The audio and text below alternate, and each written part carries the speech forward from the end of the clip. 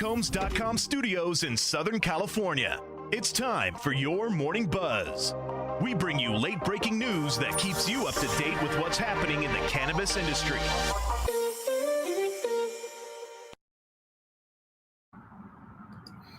All right. Welcome to the TriCombs Morning Buzz. Here are your top cannabis news headlines.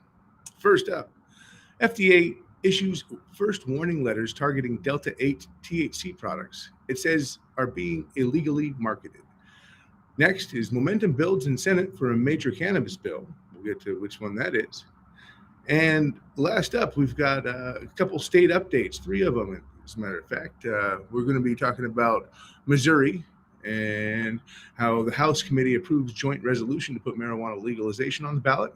Delaware, where lawmakers have approved marijuana legalization bill in committee again following procedural misstep. And then South Carolina, where a medical marijuana bill dies on the House floor following procedural challenge. So there's the headlines for the day. Let's get right into the stories here. First up, we've got the Delta-8 story, which starts with FDA issues first warning letters targeting Delta-8 THC products it says are being illegally marketed. The Food and Drug Administration has issued its first set of warnings to companies over the alleged illegal sale of products containing an increasingly popular cannabinoid Delta-8 THC. The FDA sent 5 warning letters to companies that are marketing products with the intoxicating compound and making what the agency says are unsanctioned claims about their therapeutic potential. FDA previously released a notice cautioning consumers about such products, and it sent warning letters to certain CBD businesses over unauthorized marketing in the past, but this marks the first formal enforcement action concerning Delta-8 THC. Here's a tweet, they're always tweeting about it, from the US FDA. Today, the FDA issued warning letters to 5 companies for selling product labeled as containing Delta-8 tetrahydrocannabinol, Delta-8 THC, in ways that violate the Federal Food, Drug, and Cosmetic Act, FD&C Act. Coming from Janet Woodcock, MD and Principal Deputy Commissioner, FDA is concerned about the growing popularity of Delta-8 products being sold online and in stores nationwide. We will continue to safeguard Americans' health and safety by monitoring the marketplace and taking action when companies illegally sell products that pose a risk to public health. D8 THC products may be dangerous to consumers. D8 THC has a psychoactive and intoxicating effects, and the FDA has received reports of adverse effects experienced by patients who have consumed these products. All right, going further, while Delta-9 THC is the most commonly known cannabinoid in marijuana, D8 THC is typically synthesized from legal hemp-derived CBD and sold in many stores across the U.S., regardless of cannabis laws, because it sits in an especially murky legal area. The FDA goes on to say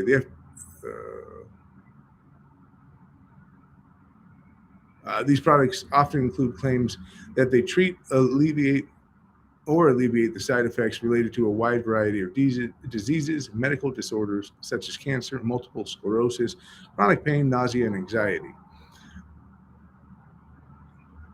Go on to say it's extremely troubling that some of the food products are packaged and labeled in ways that appeal to children. We will continue to safeguard America's health and safety by monitoring the marketplace and taking action when companies illegally sell products that pose public health. I just said that already. So that's enough on that story. We'll get back to that one when we get to the comments here and see what you guys think about that.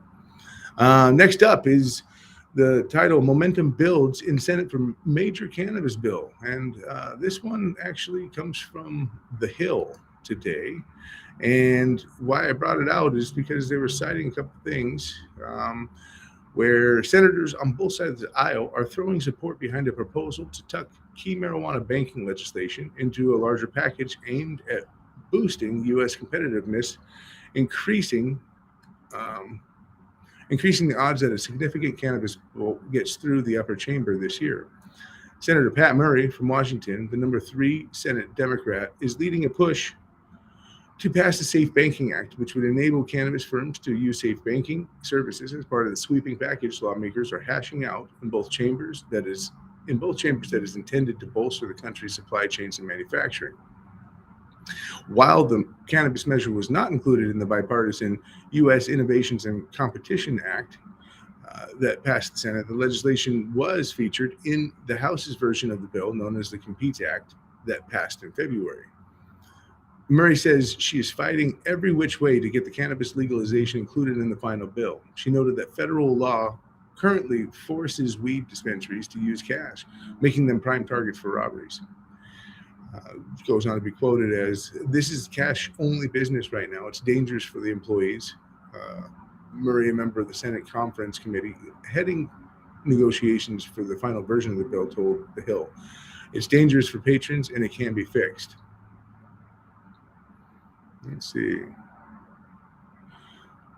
Here's another quote. "The bottom line is that the banking bill's been out there for a long time. It's ready to go. It needs to pass," Senator John Tester from Montana said, a member of the conference committee and a co-sponsor of the Safe Banking Act.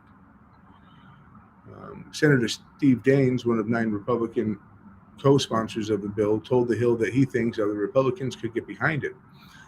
Quoting, "We've got 9 Republican co-sponsors officially on it, close to 50 Democrats," Daines said. "There are some other Republicans that I'm confident if we had a vote would vote for it. So we've got the votes to pass Safe Banking Act as a standalone if we'd like to." And, goes on, let's see, Senate Majority Leader Chuck Schumer, who previously blocked the Safe Banking Act over concerns that the passage would hurt the prospects for wider reforms, hopes to unveil the text of his comprehensive bill to legalize marijuana and expunge federal pot convictions, the Cannabis Administration and Opportunity Act, around the same time. Here's a quote from our friend Steve Hawkins. Clearly, it's not aimed for passage this Congress if it's coming out in August," said Steve Hawkins, president of the U.S. Cannabis Council, an industry group, referring to Schumer's bill. "Even if it comes out sooner than that, it's too late for the calendar year. So what this means is we really have an open playing field to push forward for the Safe Banking Act." So that's interesting news because essentially, you're having a turning of the tide where essentially, Schumer and Booker and a few people surrounding the Cannabis Administration and Opportunity Act were waiting for that to pass before they got behind the safe banking. But realistically, we're seeing that the safety of both the patrons and the people providing cannabis is becoming a paramount issue here. So that's encouraging to see. Let's see.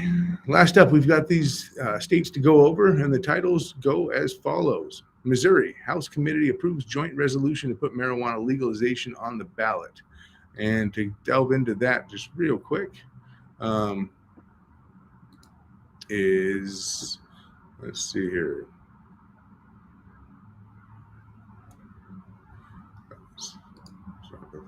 Missouri, right?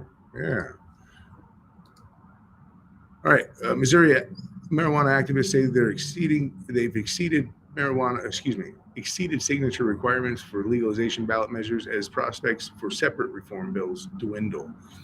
The prospects for legalizing marijuana in Missouri this year through the GOP-controlled legislature are in doubt, but a campaign to put the issue on the ballot said Wednesday they've collected nearly twice as many signatures as needed to put the issue on the November ballot. At the same time, those activists are already facing a challenge from other advocates over alleged instances of misrepresenting their initiative petition during the signature gathering. Legal Missouri goes on. The signature gathering phase from our campaign is in the final stage. We need everyone to sign the petitions and turn them in ASAP is what Legal Missouri is saying. It had to be done yesterday on the 4th. Let's see, from Hannibal to Joplin, St. Joseph to Springfield, St. Louis to Kansas City, and all points in between, voters across our great state are ready to make Missouri the 20th to regulate, tax, and legalize marijuana for adult use. That was said by Legal Missouri 2022 campaign manager John Payne. We are confident that our historic signature count provides the necessary cushion to qualify for the ballot, but we're not taking any chances. We will continue to pound the pavement for these next several days to ensure our proposal exceeds the required threshold. So it looks like Missouri has a good chance of putting marijuana legalization on the ballot this term. And that's a big deal. Delaware, we've got Delaware here next. And Delaware, let's see. Lawmakers approved a marijuana legalization bill in committee again following procedural misstep. So, Representative Ed Ozinski is sponsoring the legislation to simply legalize cannabis possession and gifting, as well as a companion bill that would create a regulatory framework for the market. The two-track approach to reform is the sponsor's response to the House defeating a prior measure in March that included both components. The idea is to get basic legalization bill through the chamber with a simple majority, thereby putting pressure on lawmakers to support the separate proposal that requires a 3/5 supermajority, rather than leave the market unregulated. Key legislators have signaled that the bifurcated approach might work even if they don't support legalization.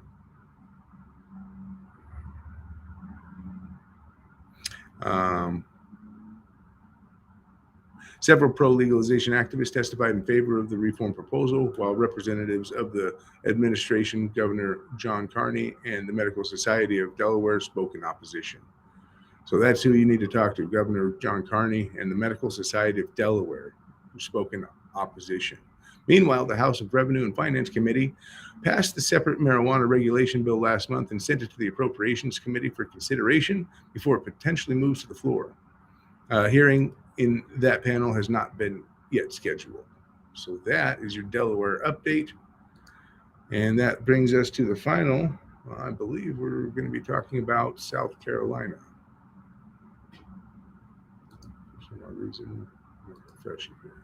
In South Carolina, medical marijuana bill dies on the House floor following procedural challenge. And that is the last one up. It is one of the more fresh articles here. And a bill that legalized medical marijuana in South Carolina died on the House floor on Wednesday following a nuanced debate over the constitutionality of the legislative process that the measure has moved through before any discussion of the merits of the bill itself could occur. Its sponsor said he would scramble to try to find another way to keep the issue alive as the session winds down. Advocates have already expected pushback on the Senate-passed legislation sponsored by Senator Tom Davis, with opponents filing more than 1,000 amendments ahead of its floor consideration. Wow. Representative Tom Rutherford then sought to appeal the ruling. Let's see. House Speaker, Pro Tem Thomas Rope mulled the issue over during a lunch break and later ruled to sustain the point of order. Todd Rutherford, then sought to appeal the ruling, saying he planned the amendment to scrap the tax language later, but then there was a subsequent motion to table his appeal, which was agreed upon by the body in a 59 to 55 vote, effectively killing the measure. From Mayan Schrechter, the House voted 59 to 55 to table Rutherford's appeal on the medical marijuana. And they were just talking about the vote.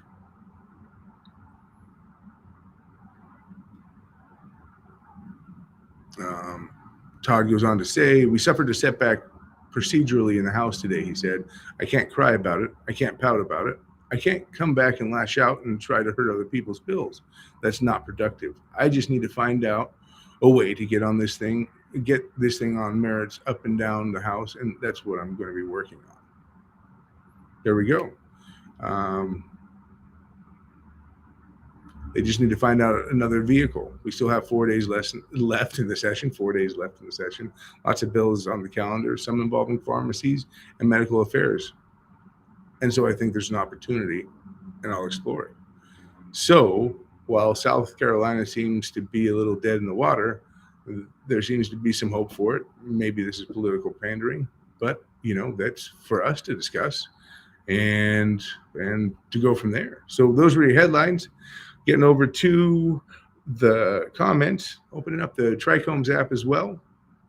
But Steve Woods, Donkey Limit, Stephen Woods, pardon me, Michael Payton Sr., Purple Blood, Philip, Kingfish, Stargazers, great to see you all this morning.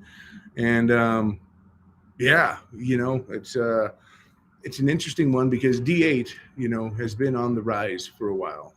The Delta-8 thing has been out there, and as some of you know, many of you might know, many of you might not know, is that Delta-8 it doesn't occur on the plant. It isn't something that you can extract straight away, such as a lot of the other cannabinoids where you're talking about whether it's THC, CBD, CBC, CBG, CBN.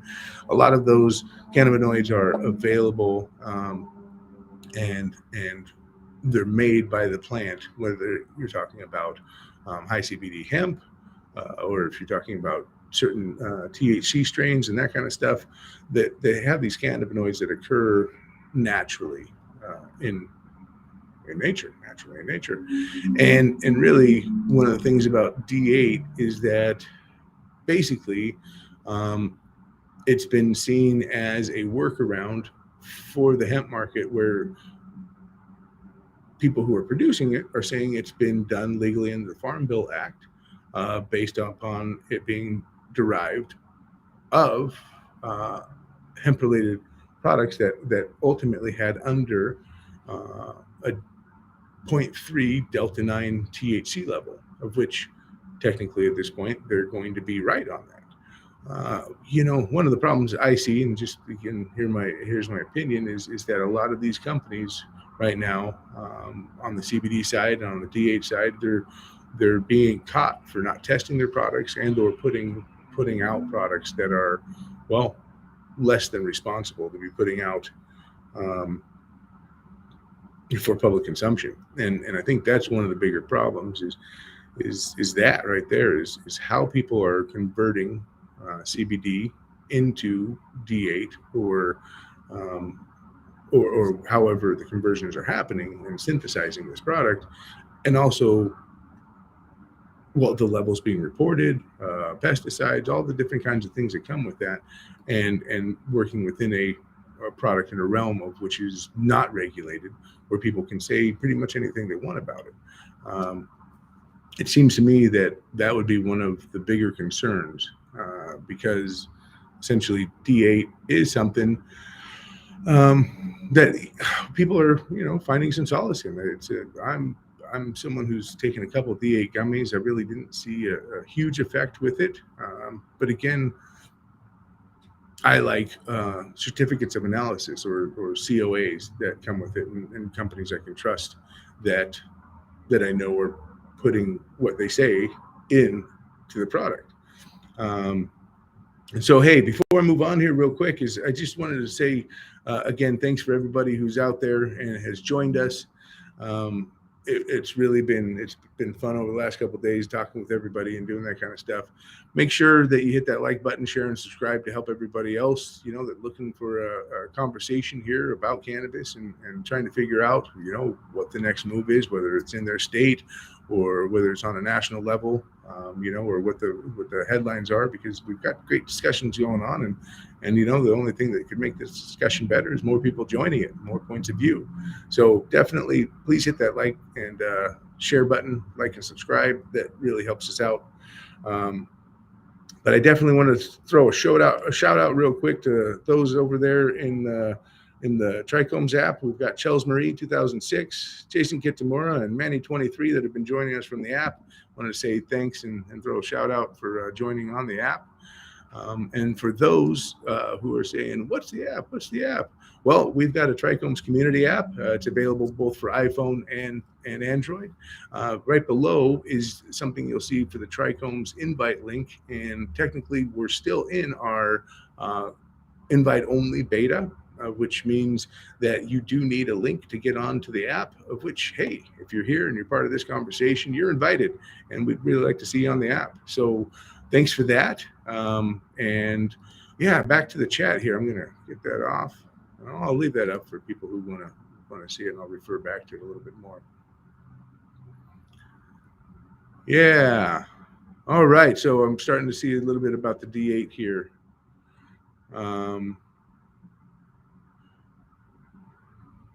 And Little Mac 86, D8 is Frankenweed, no good. Stargazer 46 and 2. D8 is concentrated CBD. It's a loophole.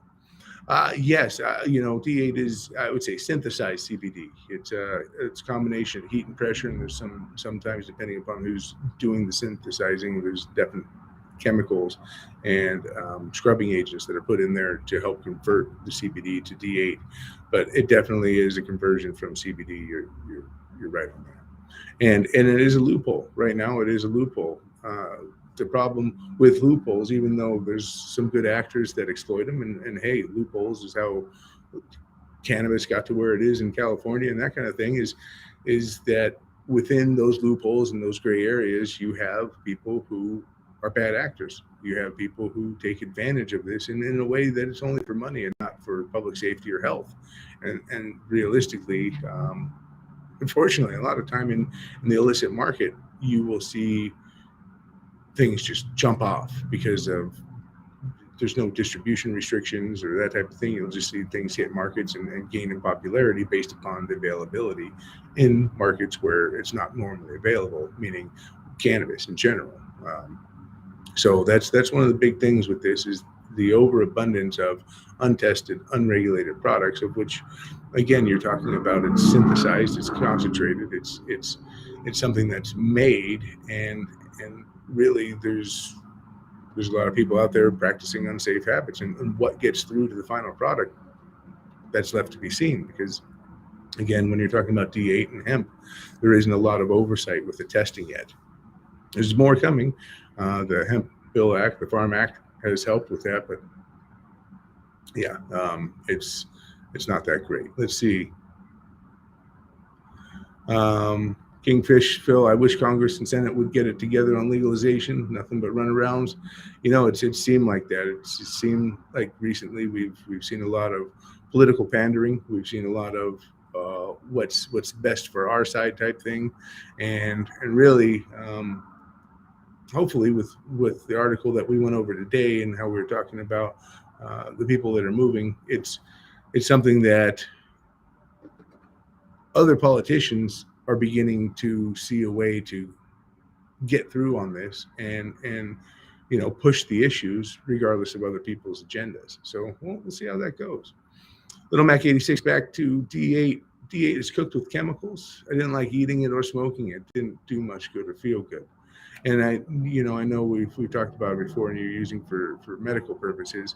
That's the biggest thing for me is with the advent of the legal market and tested products and that kind of deal, of being a longtime consumer and a former cigarette smoker and that kind of stuff, my body has had a lot of chemicals in it. And when it comes down to healing, when it comes down to medical use and that kind of thing, in my opinion, it's best to utilize products.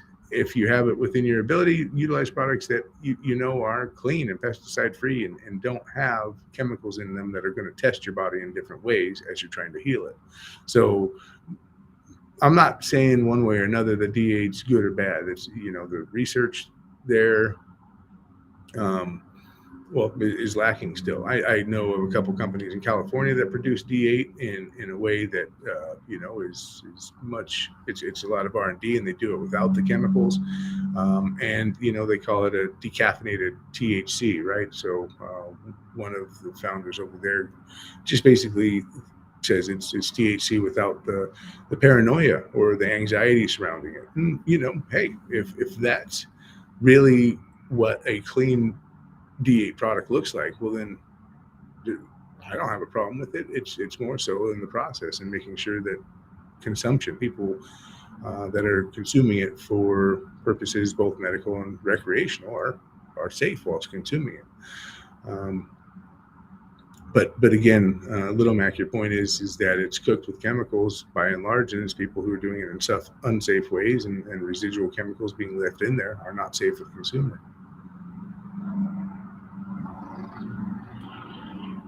So Stargazer 46 and 2.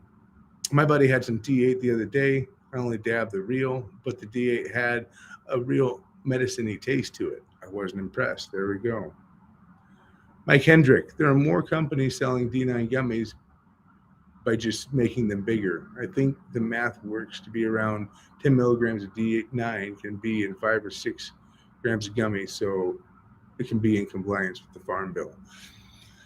Yeah, and within that, I believe those companies are calling it full spectrum, of which, when it comes down to consumption, I'm a believer in full spectrum, right? And that everything does better as nature intended. So CBD is a little more effective with THC present, and vice versa. I'm a big believer in that, and the entourage effect, as it may be. But again, like you said there, Mike Hendrick, is there's people that once laws are put in place, there's loopholes, and when it comes down to there being writing in black and white, there's always gray areas to be created. So within that, people who are gaming the system or taking advantage of the system, it's something that got us to where we are cannabis wise, and it's tough to say, hey, it's tough to say that it's not happening in regulated markets and that kind of thing. But realistically, my problem is not with that. My problem is with the lack of testing in these other categories and fields there. So let's see. Grow your own, Kingfish Philip says. Grow your own, your problem solved. There it is, right there. If you have the ability, you got a closet, you got a grow tent, you got a way to scrub the smell so it doesn't bother your neighbors, or you live in a spot where it is legal versus it isn't legal, 100% grow it. If it's not legal in your area, just understand and make sure the juice is worth the squeeze, because essentially, you don't want to be caught up in some bullshit over some antiquated laws that need to be changed but still aren't changed yet. So mind your P's and Q's as you're doing that, but absolutely, growing your own is one of the best and most fulfilling things you can do as a cannabis consumer, in my personal opinion. I grew for 15 years, and during that time period, I couldn't be persuaded to smoke too many other people's weed. It was just the homegrown and the personal satisfaction and the care that went into it. I knew my stuff was pesticide free, and the best it could be. So yeah, homegrown's, unfortunately New Jersey still doesn't have it, and there's a couple other states that don't have it, but by and large, if you're producing for personal consumption, more than likely you can do it in a closet, you can do it in a tent, 6x6 tent, a couple different lights, and you can produce enough to keep you going for the year and only have to pay for nutrients and electricity. So that's definitely a big deal there. Donkey limit. In my opinion, D8 is a symptom of the problem. It only exists because of legality of the real. Hit the nail on the head. Really, it goes to, there's two parts to it, right? If cannabis and D9 was legal in all states, and people had that freely available, they wouldn't be in search of another product.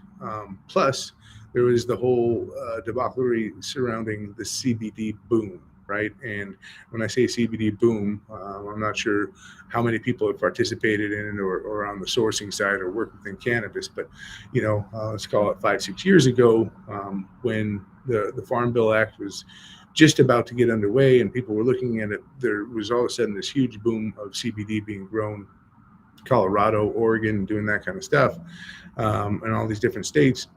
And lo and behold, turns out there's no market for it. There was a couple of years where in the beginning, people were talking about whether it was Pepsi or the NFL or fucking Disney, whatever. They all had contracts, these 10,000 liter a day contracts for CBD, and they got the farmers going. And all of a sudden, you've got huge amounts of excess CBD, huge amounts, gallons. I'm talking 55-gallon drums full of crude oil and just hangers full of cannabis, CBD or CBD-rich hemp and that kind of stuff, and nowhere for it to go. It was like the California market here in the beginning, recreational market. There was 400 dispensaries in the state.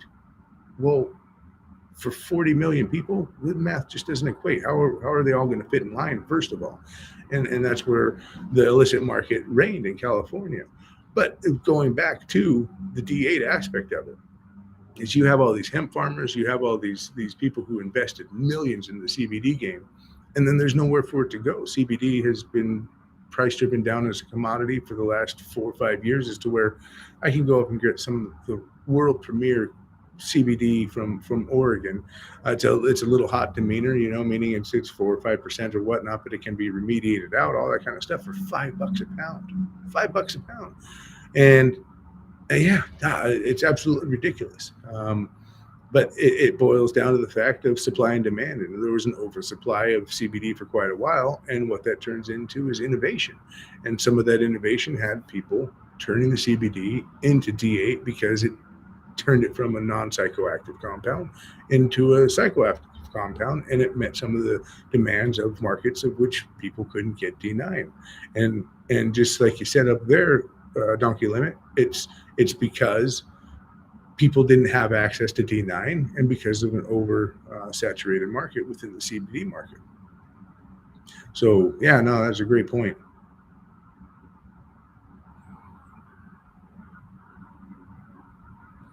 Let's see.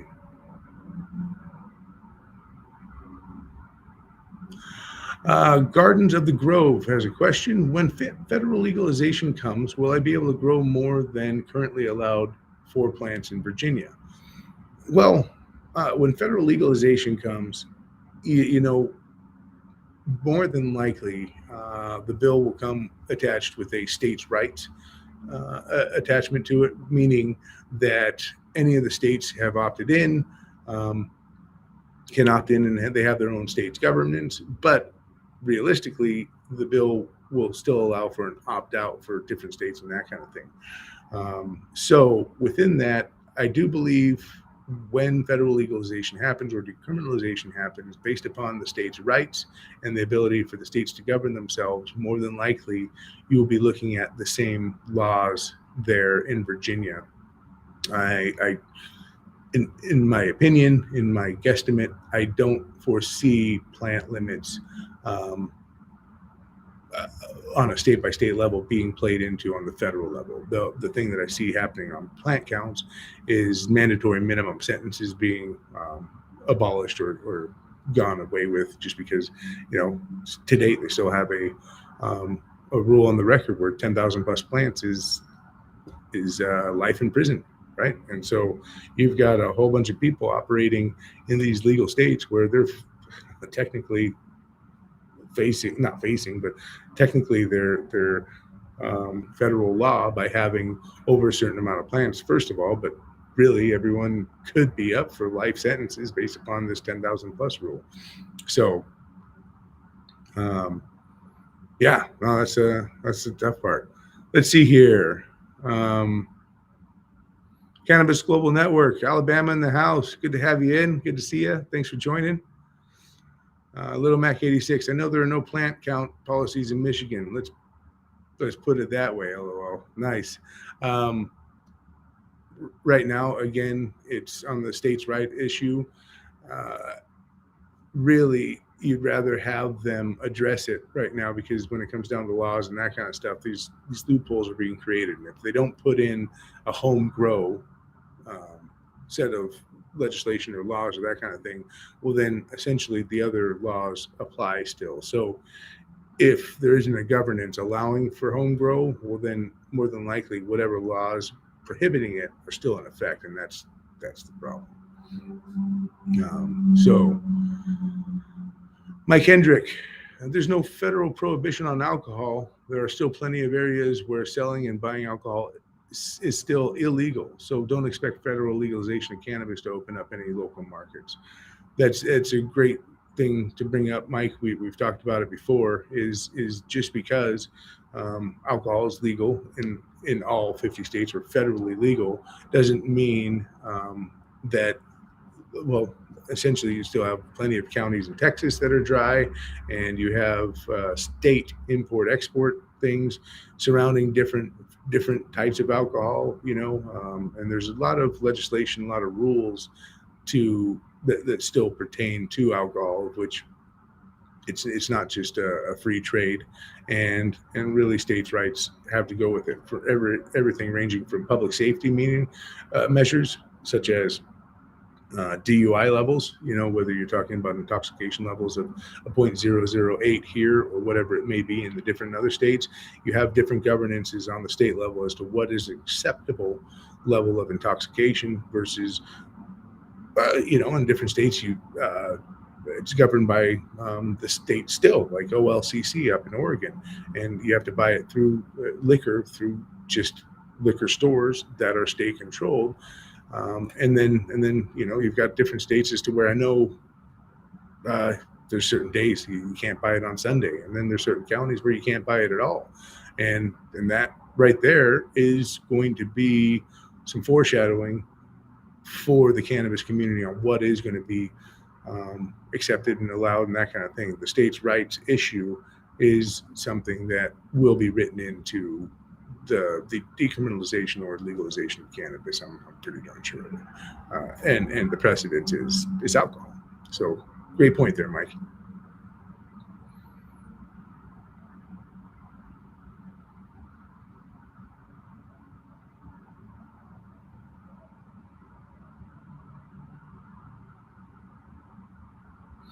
All right, Little Mac 86, thanks for the clarification. And I think you're saying policy, though. I said policy. Michigan didn't have a plant count policy. In other words, folks essentially can grow as many as they want there, regardless of the state plant count. That I'm not sure of. I have to check on that. But Michigan, I did hear, was pretty cool. I have some friends out there growing and moved out there from California to take advantage of a different market that wasn't as competitive and was growing into itself. So yeah, that's interesting. I wonder. Police. Okay, no. So you're saying police, no persons who go for counting plants. Got it. Understood. Okay, Cannabis Global Network. What are my opinions on the MORE Act and the SAFE Act? I don't think the MORE Act will pass this time. I believe the next time, it will be the third time, is a charm, but I believe the SAFE Act will pass. Well, that was being brought up from today's headlines. The SAFE Act is seeming to garner a little bit more bipartisan support here in light of the fact that the MORE Act is not, it's kind of dead in the water, and they're not going to be producing or going with the next stage until the session is near close. Sessions end in August, and really it won't have a chance to really make it for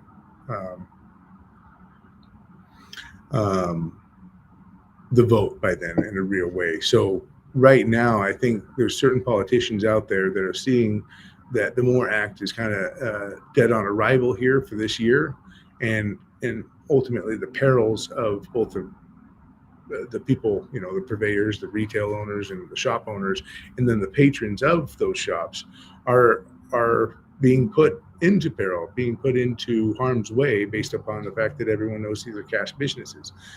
So my opinion, I think we see something on the Banking Act pass first, and in my hopes, it happens this year, because that would change things policy-wise for a lot of people. Here in California, we've got banks that bank cannabis and do that kind of thing. The fees can be a little outrageous. There's There's banks to do it though. It's just that the fees are outrageous. So once the feds come in and say these banks can do it, what'll happen is more banks will make themselves available to the cannabis businesses in the states that are legal, thus driving the price down. And the supply and demand issue. Right now, there's only a few banks in each of these states that'll do anything, let alone deal with cannabis in general. So yeah. So back to that is Cannabis Global Network. I think the MORE Act is DOA this year, and I'm hoping for some changes, going next year and a little bit more momentum, or the next time around it comes. But Safe Banking Act, I do believe is starting to catch the attention of some people based upon, again, what should matter on a federal level, which is public safety and the ability for people to make choices without having to worry about their actual literal ability to be safe while going and consuming and or purchasing. So Gardens of the Grove, what's my favorite strain? Whew, that's a tough one. I would have to say it's no longer around. I'm a big fan of OG. There's some great OGs in circulation. A good Gorilla Glue. Gorilla Glue. GG4 was great out here. I like it because it's one of those ones that you could hit during the day and not get too groggy, but also take some rips at night and go right to sleep. So I like the glue and the OG for those purposes. But the one strain that it's been bred out of existence and we've not had around for quite a while is the original Roadkill Skunk. And I'll tell you what, those terpenes and that high is something like, I wish we could get around again, but it was bred away from because of the skunky smell. It was high school. I had a friend's mom walk in the room when I bring over a fresh sack and tell her kid to, close the window. There's a skunk outside. And that type of shit, has every fucking teenage high school stoner fucking giggling. But yeah, so my favorite strains would probably be OG, Gorilla Glue, and then the nostalgic from the past, the Roadkill Skunk. Let's see. Mike Hendrick, the SAFE Act needs to pass. My usual dispensary was robbed last month, leading to a police chase and homicide. Everyone is pretty shaken. That's exactly what the fuck we're talking about. Excuse my language. It's ridiculous. It's ridiculous. Sorry about the shaking TV or shaking screen here. Absolutely ridiculous. And stuff like this,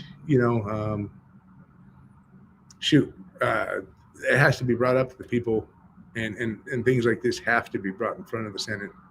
Things like this have to be brought in front of local municipalities because it's absolutely atrocious. There's no reason any of us should have to worry about that type of a robbery happening any more so than going to a Starbucks or going to a bank or going to any of that type of thing. And we know right now, hey, the way money is and the discrepancy between those who have it and those who don't, there's stuff going on. And right now in California, we've got the rule where if it's under $900, it's not even reportable. People taking stuff and doing that kind of thing. But really, we're talking about a different level here where it's a perceived cash grab. It's a perceived bank heist with lesser security. And that's what's putting everyone in danger. So, Mike, I'm really sorry that your local dispensary and your town went through that. That's exactly what we're talking about here, though.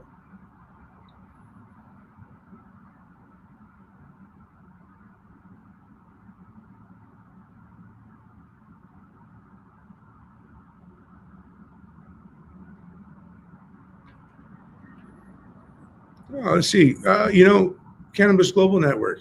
Do you have an opinion on things for people to do in legal states, illegal states, to help with medical and recreational laws, to help them get the laws moving?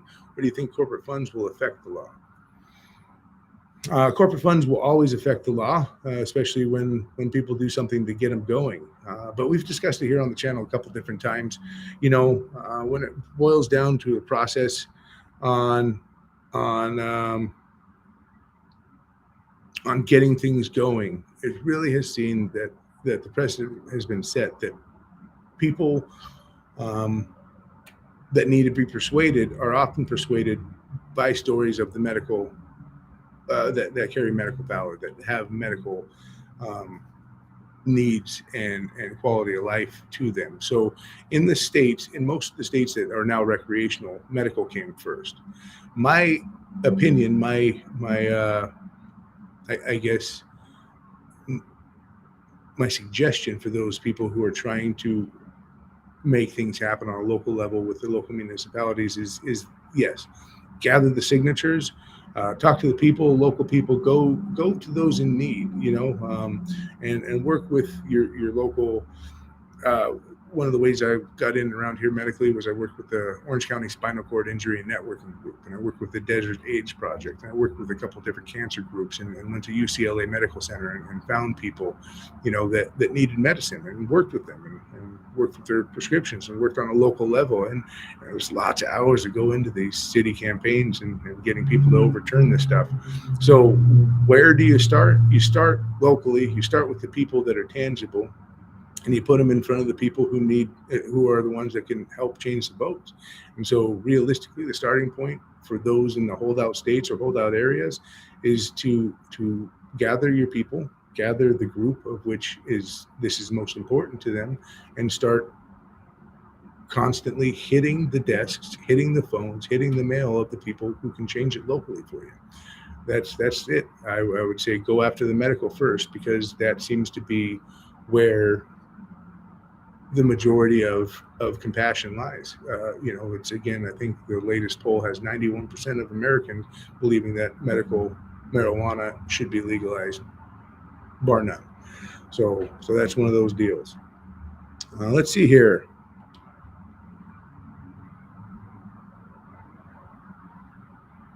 Got some people commenting in the Trichomes app, and I'm having a tough time scrolling on it here. There we go. Charles Marie said, I've always looked at D8 kind of like cannabis, the spice stuff, and has never touched it. That's, it's not a bad way to look at it. It's not a bad way to look at it. Spice in itself has definitely done the synthetic cannabis world not a lot of good for us. It's them trying to chalk it up to synthetic cannabis, and that has nothing to do with it. Is almost like comparing D8, except for the fact that D8 is actually derived of something from the cannabis plant and then synthesized afterwards. So it's one step closer, but can be as, the makers can be as auspicious and dangerous as those putting out the spice for whatever reason. So yeah, let's see. Holy moly, we've got a long time, and you guys have been great in the comments, and I've really been enjoying this one. Let's see here.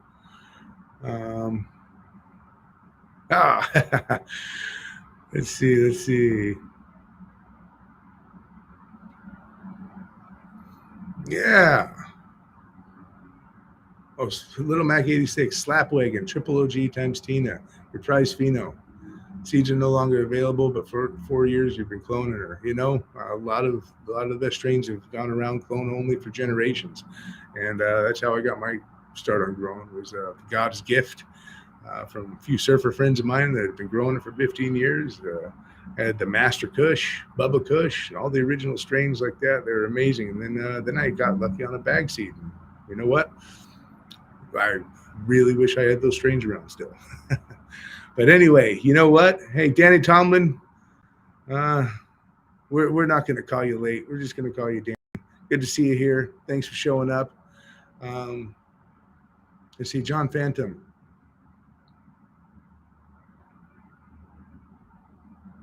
There we go. D8 is taken from CBD mixed with acids to convert it to D9, then further convert it to D8. I don't care if D8 shows up in the plant in minor amounts. It's not natural. There you go. D8 again, and just to reiterate that, we said at the beginning of the broadcast, is D8 is not something that really can be extracted in the levels of which are going to be consumable, like D9 or CBD, CBN, CBG, those types of things.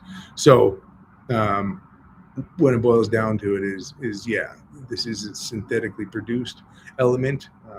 It is something that the viability, the nature of how good the product is, all lies in lies in the hands of the creator of that product, and it goes down to the lab, the scruples, and the morals of those people. So really, it boils down to, again, knowing where you get these products and having viable certificate of analysis to understand what it is that you're actually ingesting there. And if you're doing this for medical purposes, it's paramount to know that you're not putting anything else in there that's going to hurt your body.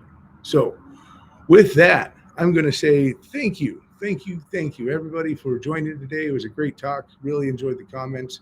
We're heading on to that hour. I need to let everybody get on their day and my day as well. I hope everyone enjoyed today. Look forward to talking tomorrow. And yeah, well, before I sign off, happy Cinco de Mayo. I forgot that, but yeah, it's the 5th of May, and happy Cinco de Mayo. Hope everybody has a great day out there. Be safe. And for the questions that are just coming in, I'll try to wrap them up tomorrow. And that's about it. Have a great one. Talk to you guys soon. Thanks a lot.